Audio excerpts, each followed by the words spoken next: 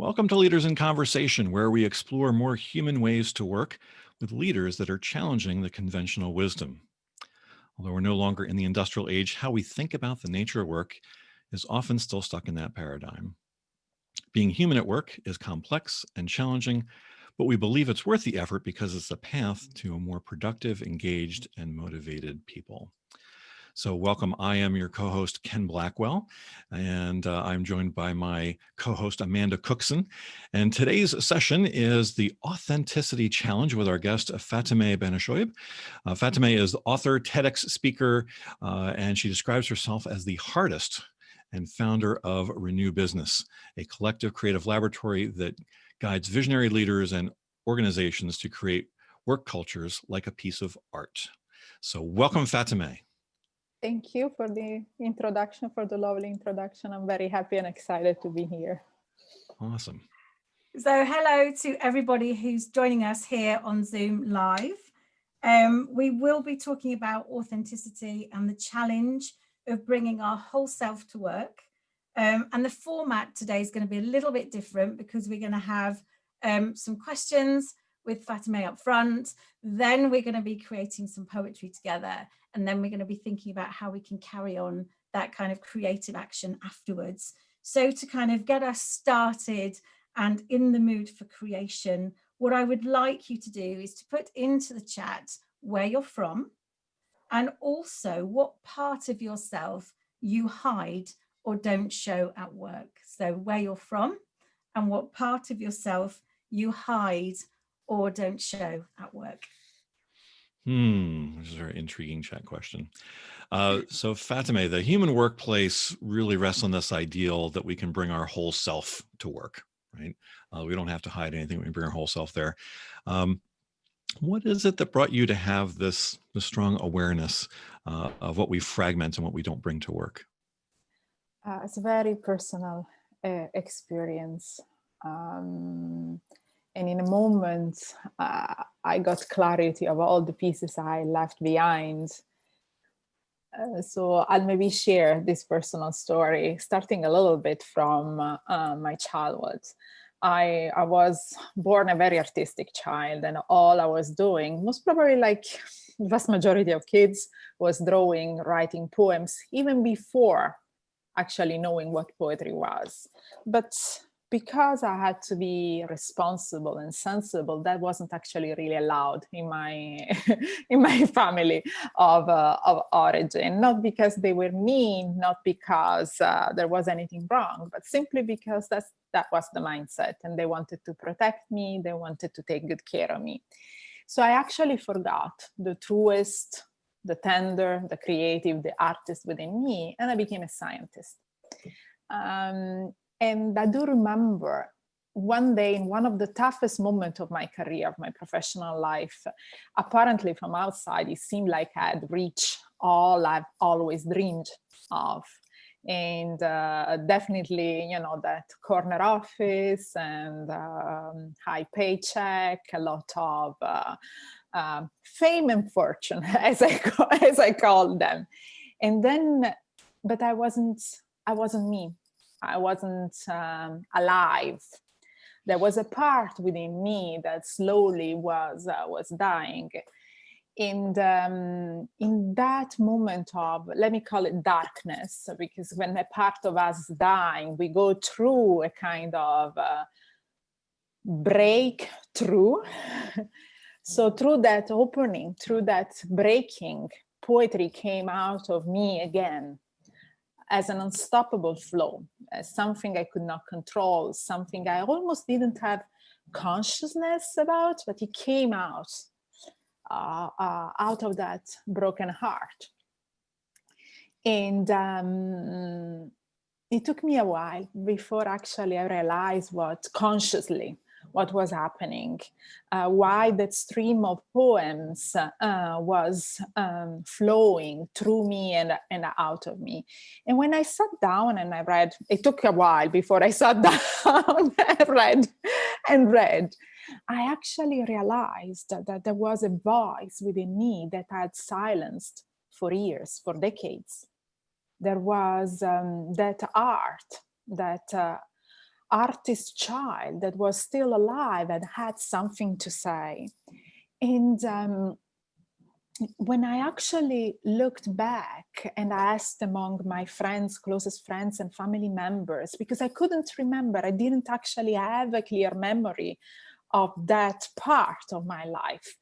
They of course all said, yes, of course, that's all you were doing. And then when I actually became public and said out loud in the workplace, I want to bring poetry back into my life.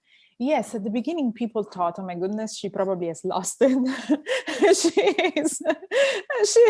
She's stressed, or something is burnt out, or something is going on. But actually, none of them was really surprised, because there was here and there hints of creativity, hints of artistic sensibility coming out that were not very clear, that they were not very explicit, but they were there. And when I actually realized that, when that was very clear, visible under my eyes, I realized that it's not that I was lying or that I wasn't being inauthentic, but I was on purpose. But I was being inauthentic in the sense that I wasn't really tapping in the all that was me. And yes, it started most probably as a conditioning from childhood, but then I carried on that. So that sort of domestication, that sort of mindset, I carried through. No one did impose it to me. I was the one doing it. And when I realized that, when that became very aware to me, well, I started taking different steps and different decisions for me and for the people I had around. And I think that's the breakthrough certainly we want to dive into, but now the hindsight, being able to look back at the things that caused you to shut those parts of yourself down, right? The conditioning you were talking about. I think, for many of us who are maybe still in that, maybe we haven't discovered that potential part of us yet. To be able to start to pick away at that, right? We need to understand what's brought us to that place. What is it that's limiting ourselves? What is it that's causing us to keep that authenticity away? So when you say conditioning, maybe you can just expand on that a little bit for folks to have a little sense of what you now see as what brought you to that dark place to begin with. Well, in my case, so very specifically, my case was my mother and my father saying specifically, art is not a job. Art is a hobby. Art is something that children do. You have to decide what you want to be when you grow up, and you have to study, you have to make a career. And it went to the extreme. I still remember actually those words, despite the fact I've forgotten how I forgot about art, or I've forgotten that I was capable of drawing, painting, writing for more than half of my life. I do remember these words of my father threatening me if I had continued painting, drawing, not being, dreaming, as he would say, dreaming and not become sensible, I would have ended up alone on the street, poor, and with no one loving me.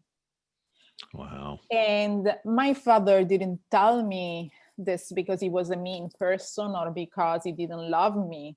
He told me that, I can see this now. He told me that because that's actually what we believe in our imagination, that art is not a career. And artists have to struggle and to suffer before they can be, recognized by society. We keep playing the narrative of the struggling and the crazy artists. That's a conditioning. And we keep telling at the society level that's not something we bring in the workplace, or that's not something that we actually will ever give you sustenance, will ever make you pay the bills.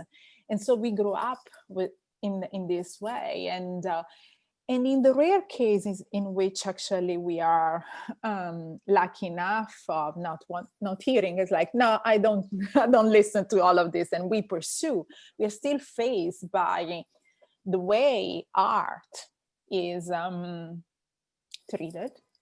So unless you are a bestseller, or unless you are an acclaimed artist having exposition in very famous places, then you are not an artist.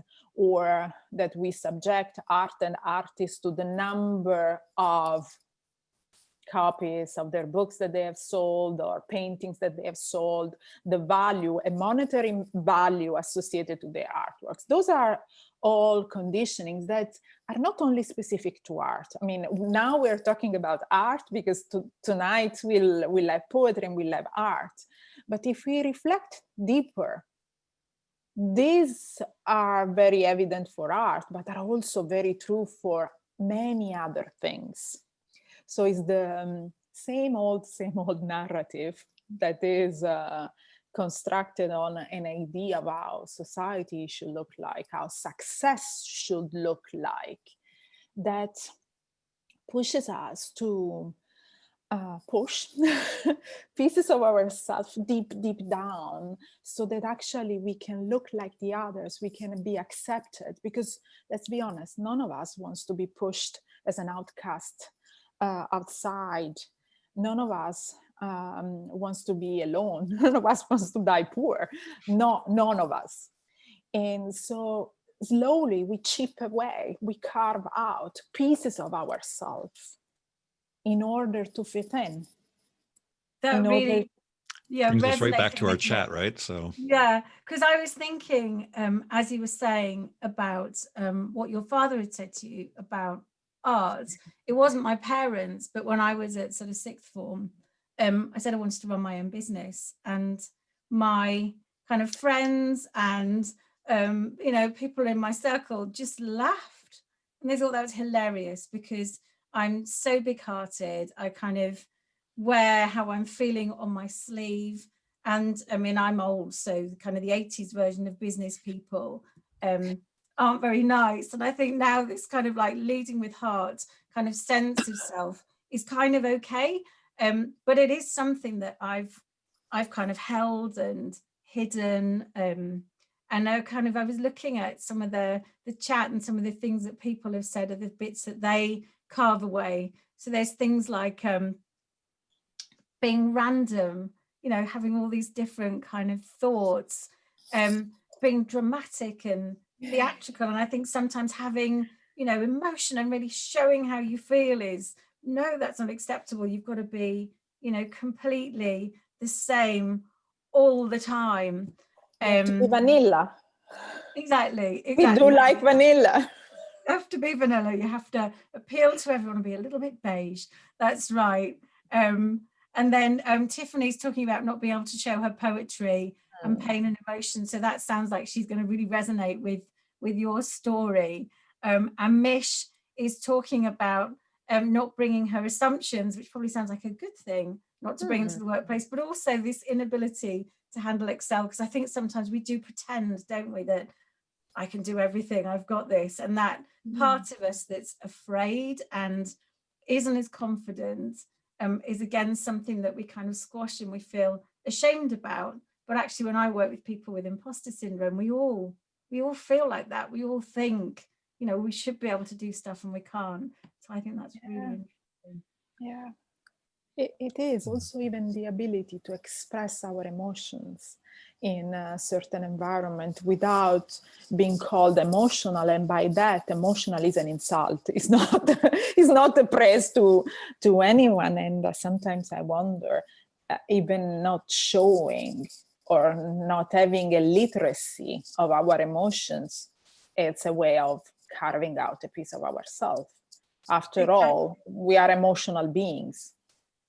I got so carried away with looking at chat, I forgot to ask you the question, because I can see Ken looking at me like, Amanda.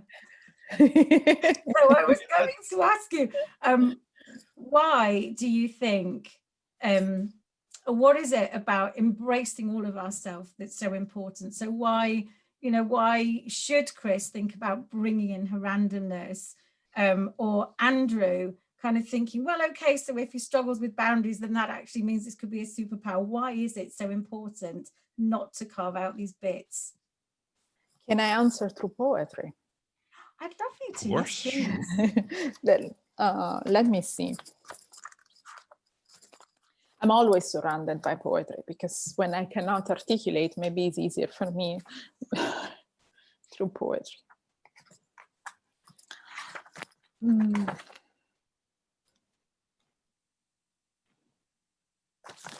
So I like to read this poem that is called In Conversation with the Mission.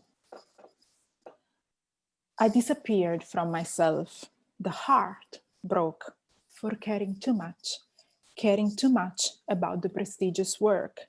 I became a stranger reimagining who I once was.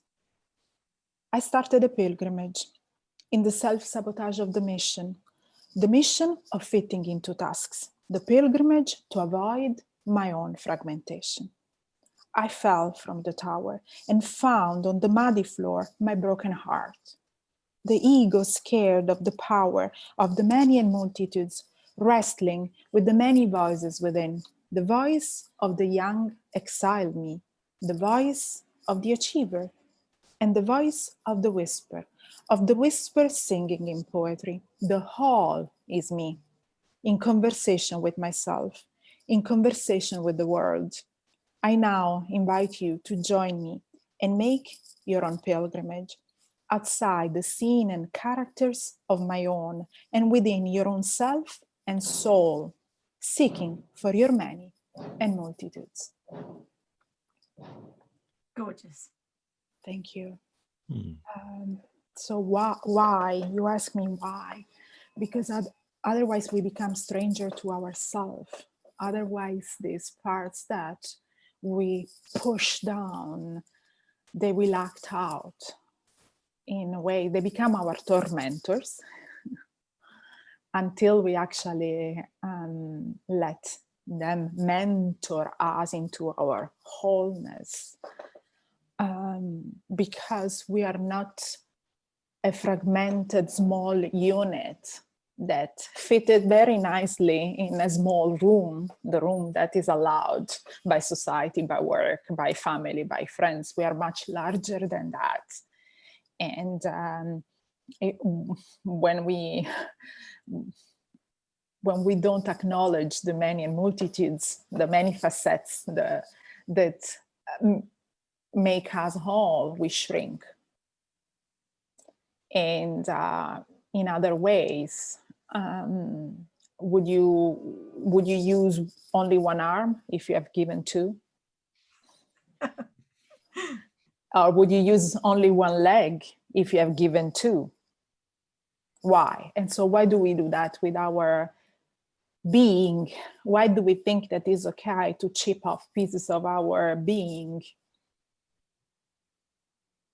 We don't, even to the most fond of effectiveness, the most fond of being efficient, analytical, and even to those, I would say, then just imagine what you could do if you could tap in all that you are while you are still tapping only in one part of you. Where would you go? What would you dream? And what could you achieve if you could access all of its you? So when I look at poetry, what actually I could access to through poetry, not because I used with that intent, but that was the gift I got in return for accessing the soul of poetry. It gave me a different sensibility, it gave me a different language to be able to speak to others. It gave me a different empathy, because I could first feel my own feelings. I could give voice to them, and then I could feel others. It gave me the capacity to reconcile paradoxes that otherwise my brilliant logic mind could never reconcile. And these to me are important in the workplace and outside the workplace. That's wonderful. Sam's asked if we can share the poem. Sure, we can. I've written this poem. It's called "In Conversation with the Mission," and it's part of the poetry of leadership. But we can share. I'll send it to you as we can a put it in our PDF. follow-up article or in our show notes here. Absolutely, thank you. So it's triggering thoughts of me about the place that we've evolved to, and this whole question of, so why has it been necessary to cut off these other parts of ourselves to fit in? And I think some of it had to do with the nature of how work used to be, in that work didn't need all of us before, and that work now can use more of us. And so now we have this opportunity. If you have an industrial factory, mindset, or even an agrarian, mindset to things, it's about doing a task. Literally had a coaching client this morning say, well, I'm leading people, not robots. There you are. And I thought, oh, that's brilliant, right? Yes, right. The way that we used to think about people at work were basically as robots, as machines. And we've evolved out of that now. So there's this potential now, there's this opening now for us to start to reassess and re-examine, why it is that we're cutting these things off. Does that still serve us anymore? Right. And I think our argument would be, no, it doesn't. And that there's certainly places for us to bring more of ourselves into work. The conversation you had with your father is similar to one I had with mine. I was interested in becoming a photographer, now a commercial photographer, but it's like, can you make money doing that? And yeah, and it wasn't until I, made the case kind of, it's like, well, here's you go. Here are people who are, working in that industry and making money. Like, oh, okay, well then fine, you can go do that now. That it had to fit that. But Amanda, I'm thinking we're kind of getting close to time when we maybe want to shift to our poetry making. Yes, do we want to? Yes. Fateme, to lead us in that? Fateme, do you think you could lead us into creation of poetry? Yes, I love that actually. So why don't we do this? So we take a few minutes, and don't worry about the time. I'll keep time to write an haiku. And I'll shortly say what is an haiku. And haiku is a 3-sentence poem, short poem, 17 syllables, 5, 7, 5. So the first line is 5 syllables, the second line is 7, and the third one is 5. But don't even bother. If you feel like that you're getting too much into your logical part of the brain, forget about it. And typically a haiku has an element of weather, of nature. Do remember that we are nature too. And we take as a prompt to write the haiku this. Give voice to the one part or of yourself that you have carved out. What that part has to say to you right now.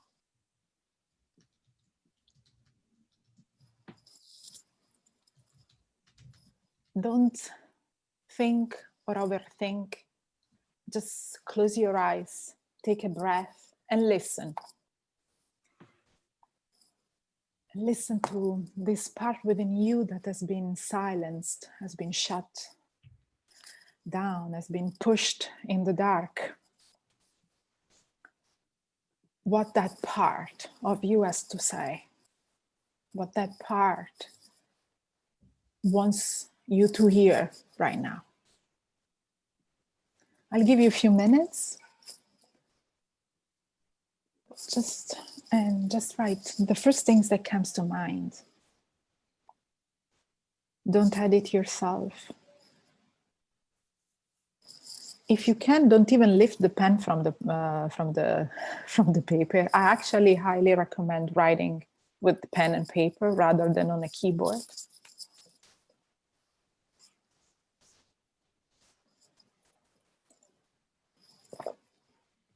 And I'll be silent for a few minutes so you can listen.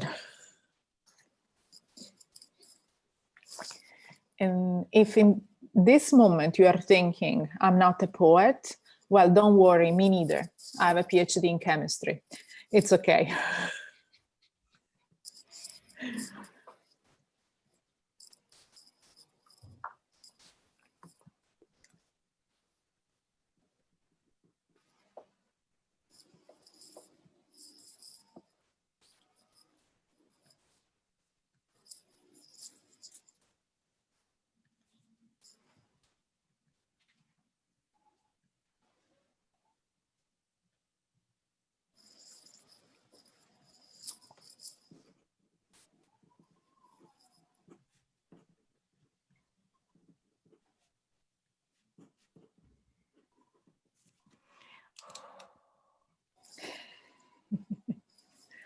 So scary that maybe what one has written is not good enough.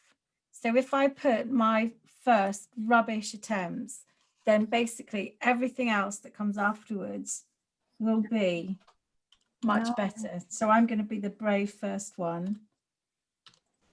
Yeah, and as you're done, feel free to put the haiku in the chat box so we can read it. And don't edit yourself. Don't judge that part of you. Say, oh, you're rubbish, because it's not true. That's part of the conditioning. You're rubbish. You're not good enough. And as a technical thing, you may need to just put a comma between, because I think if you hit return to do your second line, it will. I've just got a line. Another message. Yes. So one line, comma, another comma for your third line, and then because we're going to take these, and we're gonna help share them. So as you type your poem in whatever way it came out into chat, just put those commas in there, or some colon or something. Tiffany put colons in, which I love, and it looks like it's actually a really good haiku too, with the right number of syllables. I went way over my syllable count. It's okay. I can't even count, Ken. I didn't even keep to that number of words, actually. It's okay. We can edit later. Yes. Later. Editing is for later. Let Ken, me turn on my lights. Can you refresh for Baljit, who's just joined, what we're doing? Because if you've just joined our webinar now, this is a bit weird. And then I'm going to go on mute and off camera for everybody, so I can start to put some of these things into a format where we can see them. So I'm just explaining where I'm going. Yes, so we're all writing. I've not got the huff. I'm going to be writing behind the scenes. Yeah. So Amanda is going to be diligently working here in the background. So we are writing a haiku that gives voice to either a part or parts of ourselves that we have cut out or hidden away to try and fit in. And we're using the format of haiku, which is officially 3 sentences, 17 syllables in a 5-7-5 format. However, we'll take whatever you've got, whatever comes out, whatever you have voice to. So if you can type your poem into chat, and then just separate with each sentence with some punctuation, a colon, a comma, something like that. Amanda is taking these and is going to put them into a format for us to be able to share a little bit more efficiently, so we can see what everyone has created here. And then Fateme is going to help us kind of guide through that and build all that up. So as you're writing those, you put those into chat, and then. So Fateme, what is it about poetry particularly that is so effective in addressing this? I mean, if you can just talk a little bit about why that format versus anything else. Well, poetry is very dear to me for many reasons. It's probably the language most natural to me. And as I as I start reflecting about why this language is so dear to me, after all, I wasn't a joke when I said, don't worry, I'm not a poet, so don't be ashamed, I'm a chemist. When I start reflecting about what poetry and chemistry have in common, how did I end up into chemistry, or how can I leave behind chemistry and go into poetry? And so I started looking at what do they have in common. And for me, what they have in common is they both seek for truth. So to me, poetry is the language that allows us to express a truth that otherwise we cannot express, because it almost sounds as a paradox.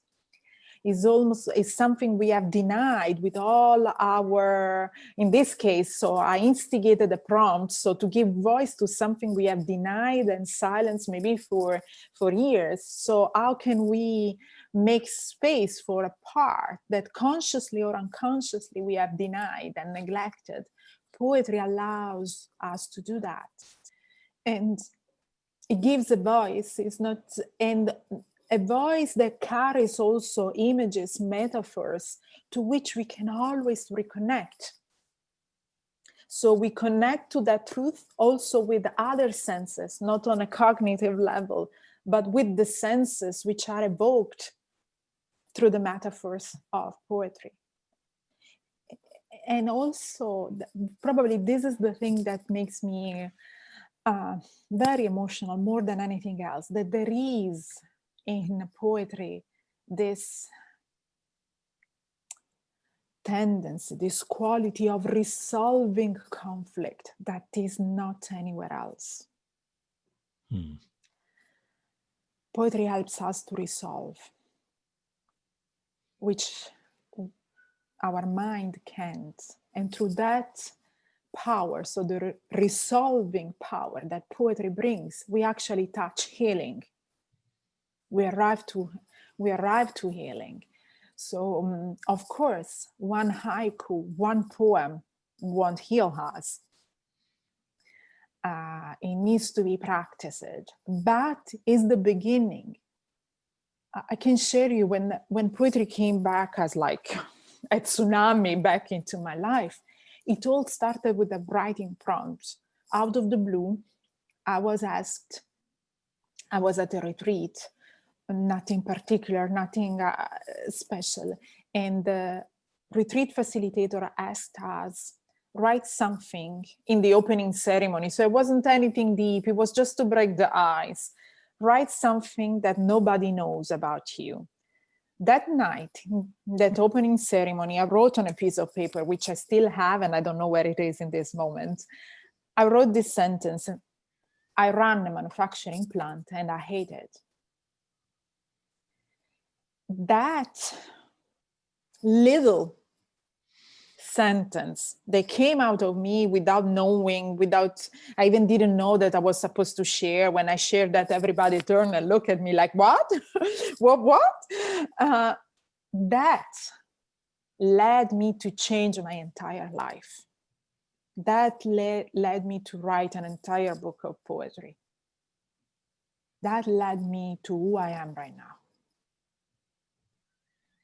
And yes, it takes courage to listen and pay attention and then act.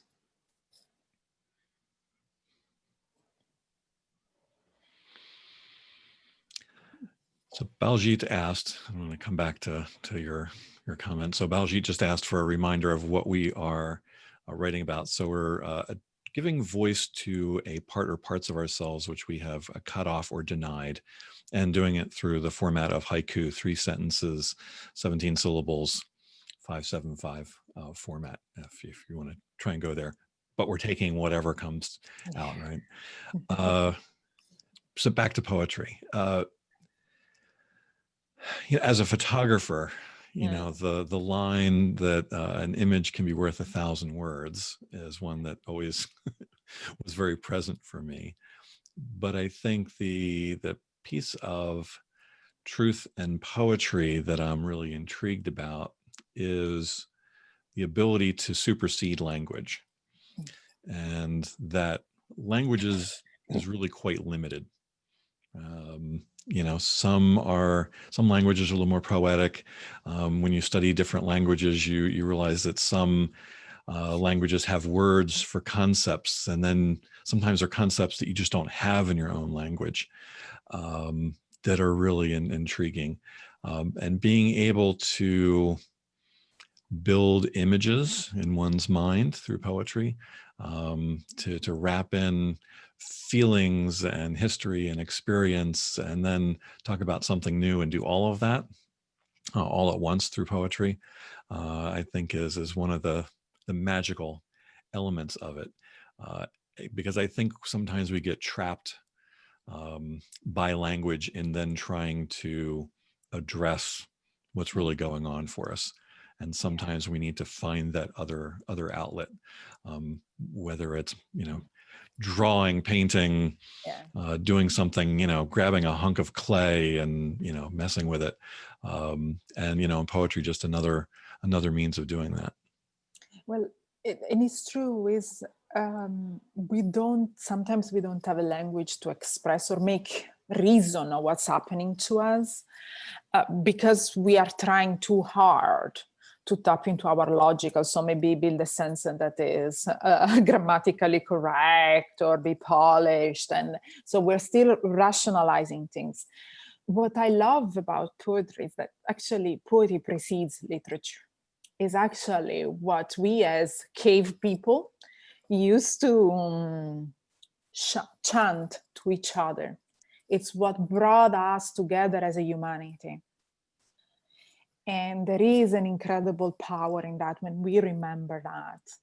And that rhythm is the rhythm of our heartbeat, is the rhythm of the musicality, is the rhythm of life that goes into that. And we actually don't need to think to get there. When we listen, and we listen deeply, when we pay attention, it is there. And we forget. So yes, sometimes language is old, but it is old, or we made it old, the way we use it.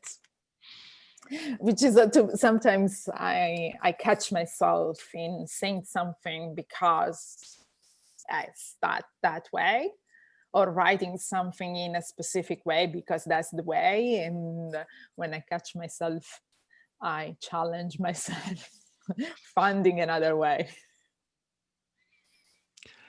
This whole idea of pre-language, right? Because, you know, certainly Amanda and I come from, you know, a place of really looking at neuroscience and how that impacts, you know, our human condition and how we are at work, and thinking about those parts of the brain that are, one could say, less developed, but, you know, or maybe more core, more original to us as human animals, and the communication that happens at that level is very interesting. So I have now a step grandson who is just about 6 weeks old, and seeing the communication that's going on while there is zero language. You know, the only audible thing he can do right now is cry, right? But yet there you can see, you know, in the connection. It's been quite a while since I had, you know, my daughter was of that age, so seeing it again, it's a nice refresher. But seeing, you know, mom and son, and seeing the communication that's actually happening wordlessly there is really, really special. Yeah, and it's yeah, we have it. We have a way of communicating to one another without words, and babies are an incredible reminder of this. And also can that original part of the brain that doesn't speak to us in language, it speaks to us through images, through smell, through sounds, through something that precedes language.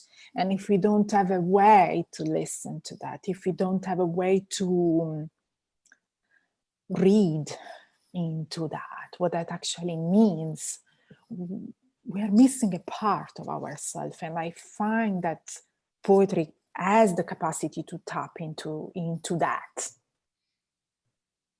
or to express that in a way that Otherwise, wouldn't make, if we were to write prose, it wouldn't make any sense. Yeah. And, you know, and prose has value. It has. Gotten No quite a lot doubt. out of prose. But there's something that, is another level. Yeah. You know, that is part of poetry and artistic expression at the same time. I mean, being able to look at dance, you know, being able to look at a painting, you know, hearing a piece of music, all of those, you know, when it's really good, hits us at such a deep level that you walk out going, I don't know how to talk about that. Yeah, exactly. I don't know how to, because maybe we don't need to talk about it, but we need to express it in a different way. Shall we maybe ask, unless you have other questions? Well, I think Amanda is now ready. Yes. I see the look of excitement on her face, which must mean like, I have now done all of this work in the background and now have something amazing to share with us. I hope so, yes. Not everybody's name is next to their poem, because that obviously was a step too far. So apologies.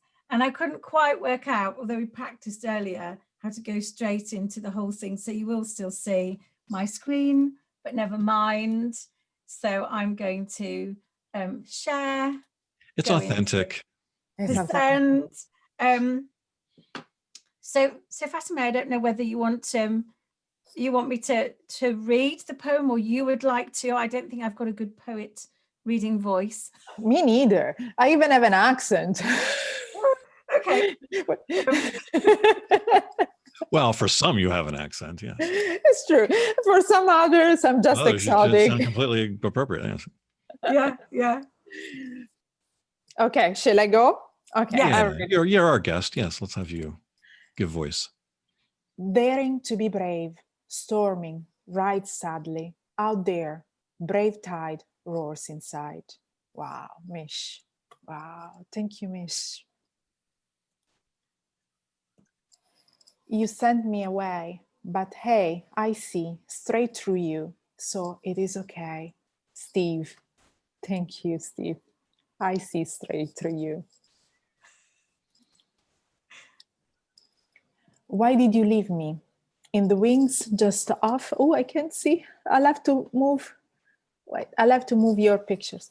Why did you leave me? In the wings, just off stage left. We used to have fun, Charlotte. Thank you, Charlotte. Find your breath. Walk among the trees. Be what you love. Oh, Amanda, is this yours?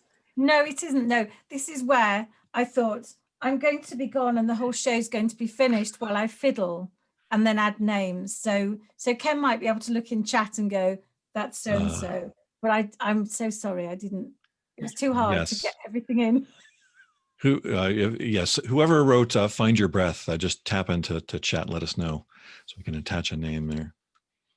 Sam, that was Sam. Sam from Leeds. Thank you, Sam. Thank you, Sam. Find your breath. My ears are listening, my eyes are watching and aware, yet sleep eludes me. Thank you. Let us know who you are. Yeah, if you can just type in. I think the rest of these are not going to have names, maybe, but I can do it afterwards. Okay. Or you can look at, I can't see chat from where I am because I just don't have that part of view on my screen. Chris from Sheffield. Why is this broken? Annoying, repeating things. Do it properly. Wow, that's some talking. you might want to see if it is like there is another part under that, wanting to say something, maybe. Noisy inner voice, shadowing outer laughter, conversation close. Is this? Thank you. Thank you. There is some fun, some playing around. These voices play. Bleeding from the stem, milky drops from silky leaves. Enrich my soil. Beautiful. Beautiful. Oh, we've had that one already. It can be lonely when you drive to push fairness and others do not too. David, yeah, it is lonely sometimes. The brilliance that is hiding beneath, release it from hibernation, let the elements and energy give it wings. Baljit, I'm not sure I'm pronouncing correctly. Sorry. That's it. And then if I... Well, there's one from Pat. Is that it that you have up, Amanda? That's all the ones I had There's when I was one going more through. from Patty that I see in chat, which hopefully I will get this cadence right. Yes, because it was in Q&A. Oh, I see. I despair when I remember who I once was. I remember. I remember. Yeah, and in chat, it's in the Q&A rather, it's I despair when I look at who I once was. What happened to my chatty, humorous self? It once was there and can be again.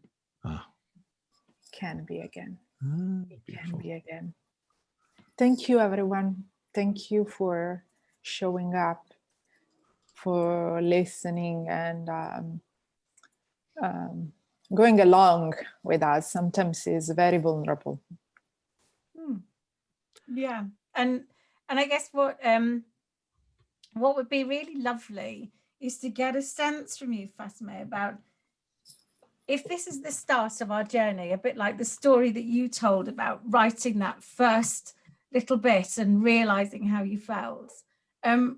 What can we do to carry on this kind of exploration and use art or poetry as a way of embracing all of ourselves?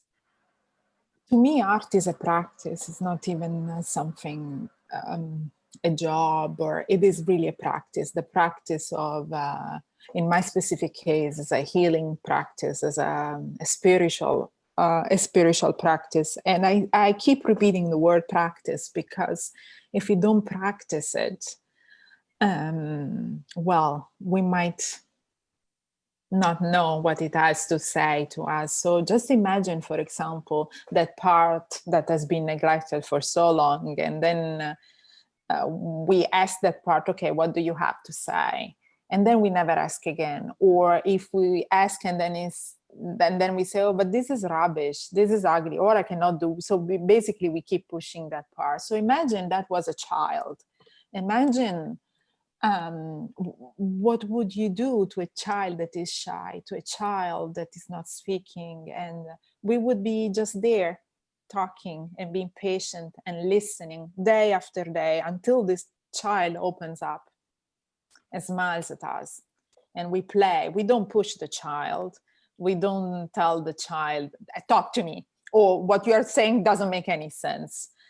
But we do to that part within ourselves that we are pushed down. So my invitation, and it is truly an invitation, see if you can listen as you would listen to a child you deeply love, with care, with attention, without judging, oh, this doesn't make sense, this is horrible, this is what this is ridiculous. Just listen and let this part within you talk, express herself or himself in any way it wants to express: painting, dancing, writing, and approach it with daily. Make it a date. And it took you 5 minutes today, even less actually, 3 minutes. I'm sure that if we show up for 3 minutes, even 1 minute, that we check in with that part every day or at different moments during the day, that part soon will start speaking to us. And if we don't have expectation, if we are not there just to excavate meaning out of it so that we can make it a business case, I'm sure that part will have some gifts for us that we right now we don't know and we don't expect. So make it a practice, a gentle practice, as you would do with a child, and be patient, And that advice for ourselves, one could then think about others. And Tiffany asked in chat, maybe how we can bring creativity into work, with perhaps some support from leadership. But if we think about how to turn this out, I would imagine a lot of the advice you just gave applies. But is there something to add to that, or some other ways to look at that when we think about supporting this in others? Well, I always say, if we start trusting the artist within ourselves, we have to make it a point that we trust the artist in someone else. Because it's not that it's just our artist within that is the right one and the correct one. So what is our commitment to trust that artist within someone else? And when we do that, things start to shift. So there are, of course, ways to bring art and artful practices into the workplace. But the question is not how do we bring them, is why do we bring them? If we bring them to help people to cope with an obsolete business model, I'm sorry, I'm not supporting you. Sorry to be blunt.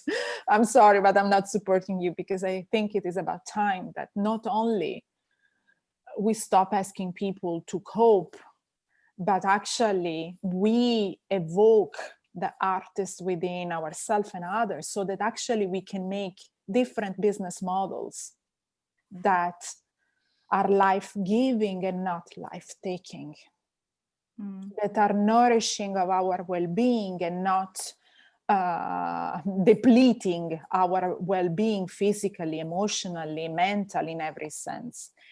So I think that it is important to ask why I want to bring the arts into the organization, and be very clear about that why, and then figure it out ways on how to do that in a way that is conducive of imagination, creativity, intuition, and those are not skills, and they are not on demand either. So it takes the courage to rethink, reimagine, and recreate processes, systems. And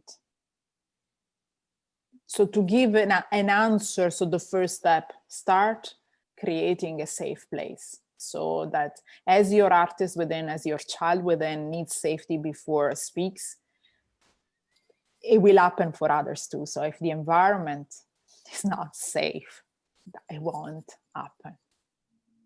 I love that. There's something you said there, Fateme, that really resonated with me. And you said, if we trust the artist in us, then we can trust the artist in others.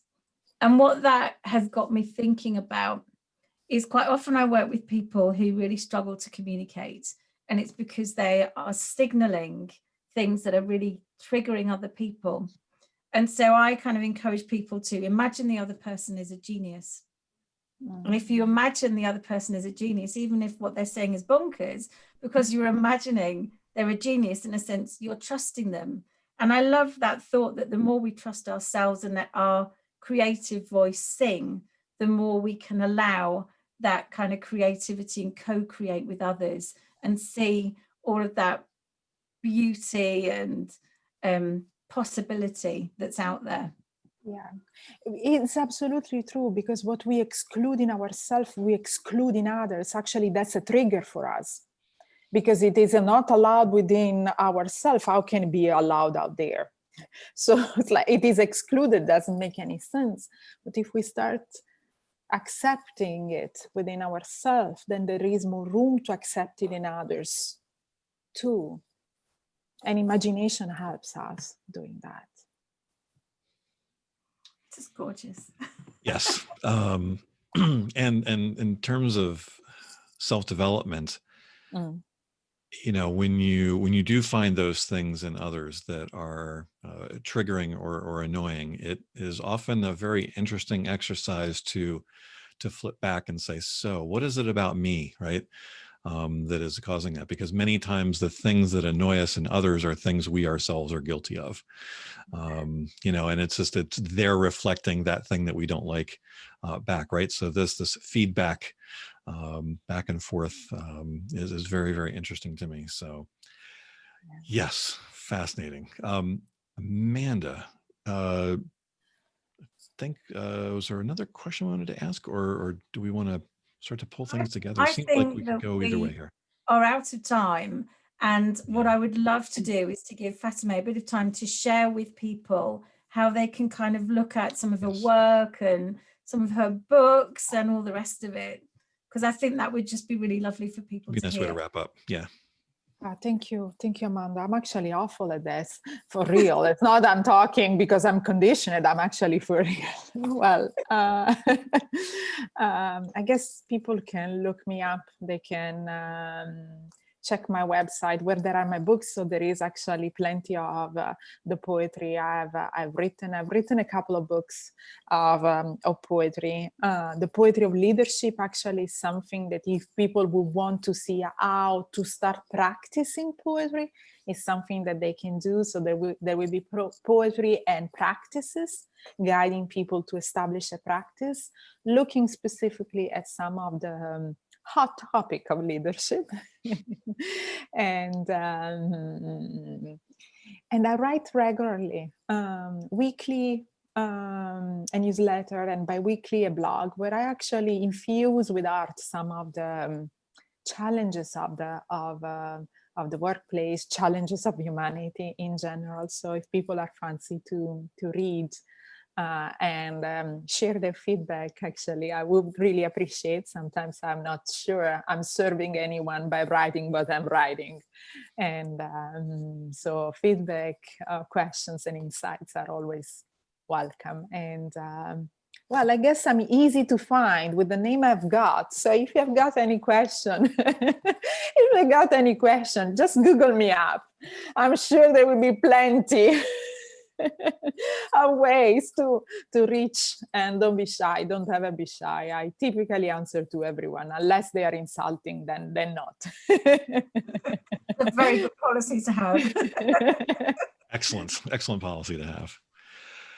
Fateme, thank you so much. This was a great exploration, a nice, slightly different format here to our Leaders in Conversation sessions here. And judging from what I'm seeing in chat, people were loving this. A lot of positive comments about, I think you already have some followers, some people who look at your blog. So that was lovely and wonderful. Thank you so much. So this is the wrap up, the conclusion here of this part of Leaders in Conversation. But we're going to be back. We have a session coming up in December. We're going to be working on.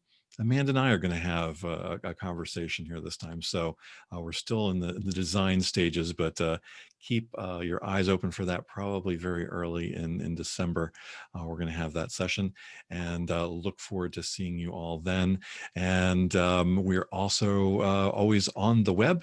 You can always find us on LinkedIn or through our websites. And we want to thank all of you again for joining us here in the final episode here of season 2. There will be a season 3 as well. So keep your eyes peeled for that. And again, we're going to continue to evolve our format and guests here as we go. And any last wrap up thoughts from you, Amanda? No, I've just had such a wonderful time. Thank you, Fateme. I just love your perspective and your generosity as well for helping us all make a poem. And I'll make sure that I name everyone's pieces, and then we'll share them. So if people want to connect with their poem and see others, they can do that. Thank you for having me. Really, thank you. It was a pleasure. And I promise, so we will collect all the poems, and I'll try to make a piece of art out of it. Then we will share it. I promise. That's my thank you to all of you for attending. Awesome. Thank you, everyone. Thank you, Fateme. And we'll all see you again soon. Thank you.